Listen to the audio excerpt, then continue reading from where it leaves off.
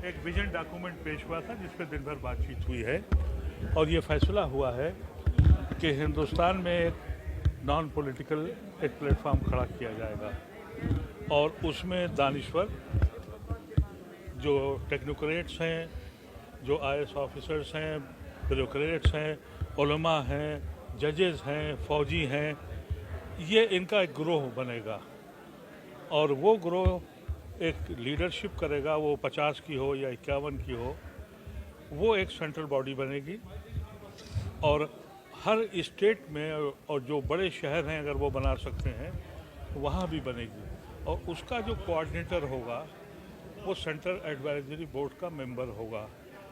ये consensus clear है कि किसी एक की क़यादत नहीं करनी है बल्कि अब कलेक्टिव क़यादत होगी और हिंदुस्तान में जिस तरीके से फासिस्ट फोर्सेस जब चाह रही हैं वो हमारे ऊपर अटैक करती हैं, रोज़ आइन को तोड़ती हैं, रोज़ इस मुल्क की रूह को कत्ल करती हैं, उससे लड़ने की कॉन्स्टिट्यूशनली और लीगली वो एक प्लेटफॉर्म तैयार होगा। ये लड़ाई संविधान के लिए है या मुस्लिम समुदाय पे जो हमला हो? अगर संविधान नहीं है तो मुसलमान का कोई वजूद ही नहीं है।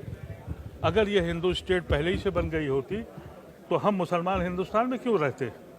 हम हिंदुस्तान इसलिए ऑप्ट किया था कि ये सबका मुल्क है, ये सबकी बराबरी है, ये आइन है जिसने हमको यहाँ मजबूर किया। हिंदुस्तान में जो मुसलमान है उसने अपने खून की कुर्बानी दी है, उसने अपने खून को बांटा है, इसलिए बांटा कि वो मुस्लिम मुल्क में नहीं गया था। तो जब वो मुस्लिम मुल्क में नहीं गया तो वो हिंदू मुस्लिम मुल्क में कैसे रह लेगा? ये आइन ने हमको जोड़ा था और इसी आइन के तहफ़्फ़ुज़ के लिए आज सब लोग बैठे थे। ये हिंदुस्तान की तारीख़ में पहली बार हुआ है कि 382 लोग दिल्ली से बाहर से आए। कोई बस से नहीं आया, किसी को बुलाया नहीं गया, ये लोग अपने पैसों से आए, अपने अखराजात खर्च किए और कोई भी इनको किसी तरह की फैसिलिटी देने की हम लोगों की हैसियत नहीं थी।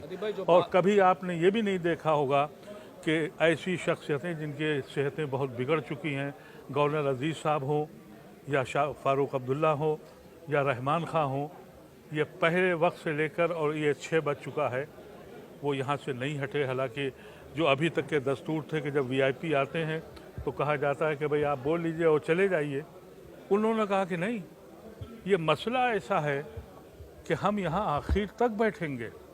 सबको सुना और फिर अपनी राय से हम सबको उन्होंने नवाजा। जो लोग कॉमन सिविल कोड और जो भारत को हिंदू राष्ट्र बनाने की बात कर रहे हैं, तो क्या आप लोग इस पर असिस्ट करेंगी? ये हो क्यों रहा है? ये आज जो ये इज्तिमा हुआ है, ये मैं नहीं कह रहा कि ये कोई जलसा था। आपने देखा कभी कोई मीटिंग होती है उसमें सदर नहीं होता? आज कोई सदर नहीं था, आज कोई स्टेज नहीं सजाया गया था कि फलां को प्रोजेक्ट करना है। आज सर जोड़ के बैठे थे हिंदुस्तान के मुसलमान और गय्यूर मुसलमान, और वो मुसलमान जो बहुत दूर दराज से आए हैं, वो इस मुल्क को इन्हीं चीज़ों से रोकने के लिए।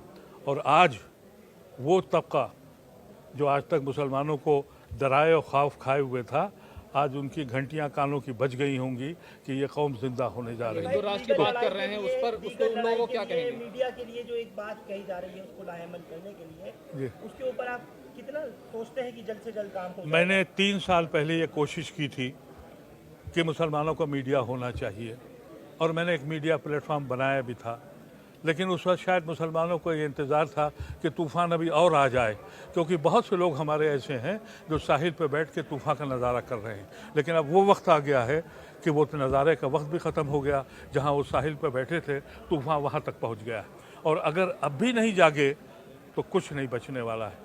आज मुझे इस बात की बड़ी खुशी है कि ये सारी कौम इसने अंगड़ाई ली। जो लोग कॉमन सिविल कोड के थ्रू हिंदू राष्ट्र बनाने की बात कर रहे हैं, उनसे क्या कहेंगे आप? उनसे लड़ेंगे। कॉमन सिविल कोड पहले अपना तो बना लें। अरे वो कौम जिसके यहाँ यही नहीं पता है कि उनका कोड क्या है। अरे कहीं मामा से शादी जायज़ है, कहीं गौत्र में नहीं शायद है।